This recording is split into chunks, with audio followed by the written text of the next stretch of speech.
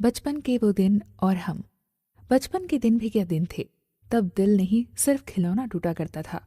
अब तो एक आंसू भी बर्दाश्त नहीं होता। और तब जी भर कर रोया करते थे।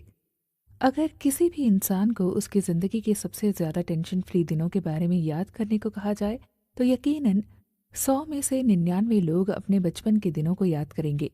बचपन में हमने किसी को भी किसी बात की टेंशन नहीं थी।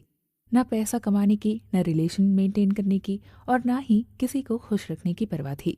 हम सभी का बचपन पूरी तरह से अपने पेरेंट्स के हाथों में सिक्योर होता था।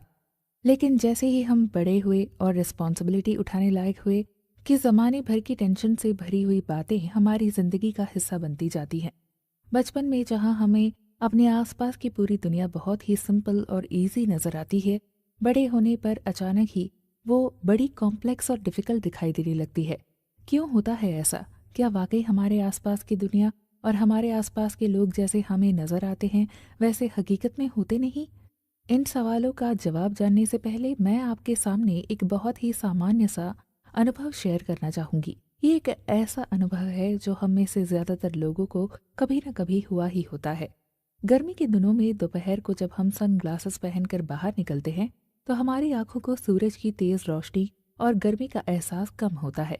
हमें अपने चारों तरफ हल्का सा डार्कनेस नज़र आता है, जैसे शाम का वक्त ना हो गया हो। लेकिन हकीकत में ऐसा होता नहीं है, क्योंकि हमने अपनी आंखों पर डार्क कलर के सनग्लासेस पहन रखे होते हैं। जैसे ही उन सनग्लासेस को उतार कर हम अपने चारों तरफ देखते हैं तो बहुत ही ज़्यादा ब्राइटनेस हमें नज़र आती है। ये कोई इल्यूजन नहीं होता है और ना ही हमारी आंखों को किसी तरह का धोखा होता है। ये हकीकत ही होती है जिसे हम अपने अनुभव और परसेप्शन के अनुसार देखने की कोशिश करते हैं। इसी वजह से कई बार हमको इनसिक्योर फील करने लगते हैं और इसी वजह से हमें जिंदगी की बातें मुश्किल भरी नजर आती है, क्योंकि हम ये चाहते हैं कि सभी हमसे खुश रहें और हम सभी को किसी न किसी तरह से खुश कर सकें। पर असल में ऐसा होता नहीं है। अपने से जुड़े सभी लोगों को हर वक्त पूरी तरह से खुश रख पाना पॉसिबल नहीं है।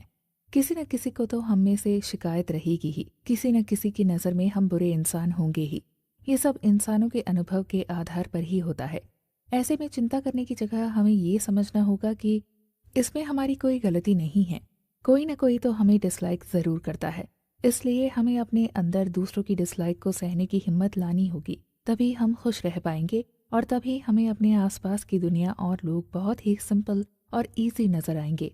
फिलॉसफी और साइकोलॉजी से जुड़ी इन बातों को प्रैक्टिकल लाइफ में इम्प्लीमेंट कर पाना थोड़ा मुश्किल काम होता है। The courage to be disliked किताब के लेखक इचिरो किशिमी और फुमिताके कोगा ने बहुत ही आसान शब्दों में हमें ये बातें बताई हैं, जिनको जानकर हमारे लिए उन बातों को अपनी लाइफ में इम्प्लीमेंट कर हमेशा खुश रहने की चाबी पा लेना बड़ा ही आसान है। तो आइए सुनते हैं the courage to be disliked किताब की बुक समरी, जो फेमस साइकोलॉजिस्ट एल्फ्रेड एडलर की साइकोलॉजी पर आधारित है।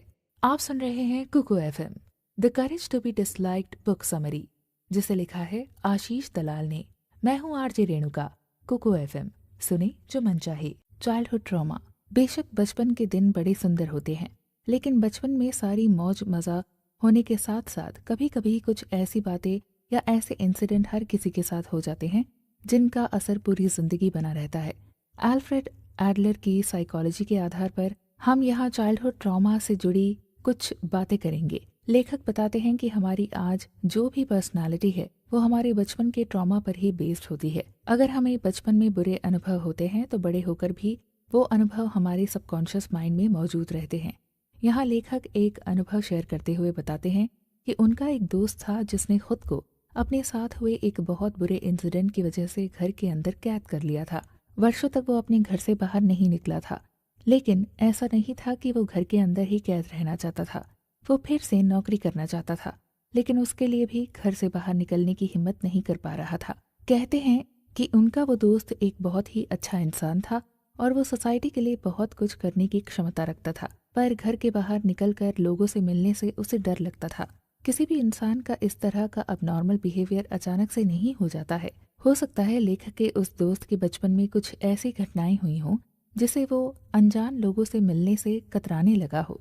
बच्चा जिस भी फैमिली में पला बड़ा होता है, उस फैमिली में होने वाले हर एक इंसिडेंट का असर उसके मन पर जरूर पड़ता है।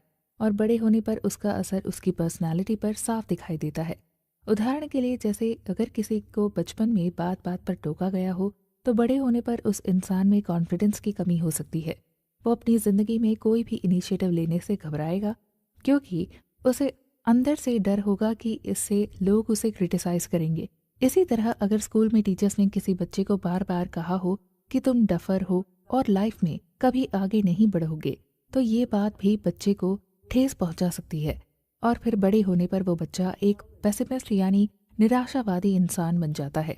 तो दोस्तों, जैसे साइंस की भाषा में कहा जाता है कि हर एक इफेक्ट के पीछे कोई न कोई कारण होता है, तो ये बात हमारी जिंदगी पर भी 100% फिट बैठती है। हम अपनी जिंदगी में जो भी फैसले लेते हैं वो हमारे पास्ट के अनुभवों के आधार पर ही लेते हैं। कहने का मतलब ये है कि हमारा पास्ट हमारे प्रेजेंट और फ्यूचर को कुछ हद तक कंट्रोल करता है। बिना कारण जिंदगी में कुछ भी नहीं होता है। लेखक यहाँ फिर से अपने उस दोस्त को याद करते हुए कहते हैं कि उनका दोस्त घर से बाहर न निकलकर अपने अंदर एक तरह से गुस्से और चिंता को तैयार कर रहा था। उसी चिंता से धीरे धीरे अंदर डर भी पैदा होता है। हमें कोई भी शारीरिक बीमारी आने से पहले हमारा मन उस बीमारी के सिम्टम से प्रभावित होता है और फिर वो हमारे शरीर में बीमार होने के लक्षण पैदा करता है। बेकार की चिंता और डर से सिर में दर्द होने लगता है, पेट में भी दर्द होता है। ये सब हमारे साथ तभी होता है जब हमें अपनी इच्छा न होने पर किसी काम को बलजबरी से करना पड़ता है। यहाँ ये बात भी इम्पोर्टेंट हो जाती है कि हमारे साथ हमारे बचपन में हुई घटनाएं या अच्छे बुरे अनुभवों के आधार पर ही हमारे सोचने विचारने की एबिलिटी पॉजिटिव या नेगेटिव तरीके से डेवलप होती है। लेकिन दोस्तों, हमारी जिंदगी को कोई और डिफाइन नहीं करता है। इसे हम कैसे जीना चाहते हैं, कैसी बनाना चाहते हैं, ये सब डिसाइड करने वाले हम खुद ही होते हैं। नो डाउट पुरानी बातें मन पर प्रभाव डालती हैं, लेकिन उन सब का इन्फ्लुएंस इतना ज़्यादा नहीं होना चाहिए कि हमारे सारे डिसीजन हमारे पास्ट के अनुभवों के आधार पर लें। हम अपनी ज़िंदगी में वो ही बन सकते हैं या वही मुकाम हासिल कर सकते हैं जो हम सोचते हैं। लेखक आगे कहते हैं कि हम जिस माहौल में रहते हैं उसी के अनुसार रिएक्ट करना भी सीख जाते हैं। वैसे हमारे साथ होने वाली कुछ घटनाओं पर हमारा कोई कंट्रोल नहीं होता है और उन घटनाओं से हमारे अंदर डेवलप होने वाले इमोशंस को भी हम थोड़े वक्त के लिए कंट्रोल नहीं कर पाते हैं। ऐसा कुछ हम सभी के साथ होता है और अपने इमोशंस पर कंट्रोल न कर पाने की वजह से हम खुद ही अपनी लाइफ को और ज़्यादा कॉम्प्लिकेट बना लेते हैं। इसे एक उदाहरण से समझने की कोशिश करते हैं। मान लीजिए आप बहुत ही अच्छे मूड में नया शर्ट पहनकर किसी कॉफ़ी शॉप या चाय की दुकान पर चाय पीने गए। वहाँ वेटर की छोटी सी गलती की वजह से अगर चाय या कॉफ़ी आपके उस नए शर्ट पर गिर जाए तो उस वक्त आपका क्या रिएक्शन होगा? क्या तभी आप बड़े ही अच्छे मूड में होंगे? हम में से ज़्यादातर लोग हमारे साथ होने वाली ऐसी घटनाओं से इतने ज़्यादा डिस्टर्ब हो जाते हैं कि हमारा सबसे पहला रिएक्शन गुस्सा करना होता है। जिस वक्त हम गुस्सा करना शुरू करते हैं, बस उसी वक्त हमारे साथ होने वाली सिचुएशन और ज़्यादा डिफ़िकल्ट होना शुरू हो जाती है। मेरी तरह आपका भी यही सोचना हो सकता है कि किसी और की गलती की वजह से हम अपना नुकसान क्यों सहन करें। ऐसा होने पर गुस्सा आना तो बड़ी नॉर्मल सी बात है, लेकिन लेखक यहाँ पर कहते हैं कि हमारे साथ होने वाली ऐसी सिचुएशन में हम अगर 5 मिनट के लिए अपने गुस्से वाले इमोशन को कंट्रोल करने में कामयाब हो जाते हैं तो हम विन विन सिचुएशन क्रिएट कर सकते हैं। ऐसा होने से गलती करने वाला इंसान जो हो चुका है उसे भले ही सुधार ना सके, लेकिन वो शर्मिंदा होकर माफ़ी ज़रूर मांगेगा और उसके माफ़ी मांगने का भाव हमारे उस पर गुस्सा करने के बाद माफ़ी मांगने के भाव से बहुत अलग होगा। गुस्सा न कर हम खुद की मेंटल कंडीशन को तो ख़राब होने से बचा सकते हैं, साथ ही संबंधों को भी अच्छी तरह से निभा सकते हैं।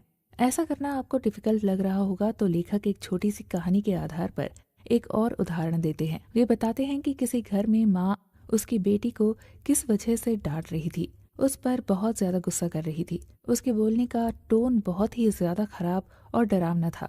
तभी फ़ोन की रिंग बजती है और वो महिला कॉल पिक करती है। कॉल पिक करके उसके हेलो बोलने का टोन तो अभी भी बहुत ख़राब ही होता है, लेकिन जब उसे ये पता चलता है कि वो कॉल उसकी बेटी की टीचर की है तो अगले ही पल उसके बोलने का टोन बिल्कुल ही बदल जाता है और वो अपनी बेटी की टीचर से बड़ी अच्छी तरह से बातें करती है। कॉल पूरा हो जाने के बाद वो महिला बेटी को फिर से डांटने लगती है और उसके बोलने का टोन गुस्से वाला हो जाता है। दोस्तों, कई बार हम अपने इमोशंस को एक टूल की तरह यूज़ करने लगते हैं। ऐसा नहीं है कि हम अपने इमोशंस को कंट्रोल नहीं कर सकते हैं, ज़रूर कर सकते हैं, लेकिन ये हम पर ही डिपेंड करता है कि हम उस इमोशन को कंट्रोल करना चाहते हैं या नहीं। आप सुन रहे हैं कुकू एफएम पर करेज टू बी डिसलाइक्ड किताब की बुक समरी। आगे के एपिसोड में हम ये जानने की कोशिश करेंगे कि लोग हमें नापसंद क्यों करते हैं। लोग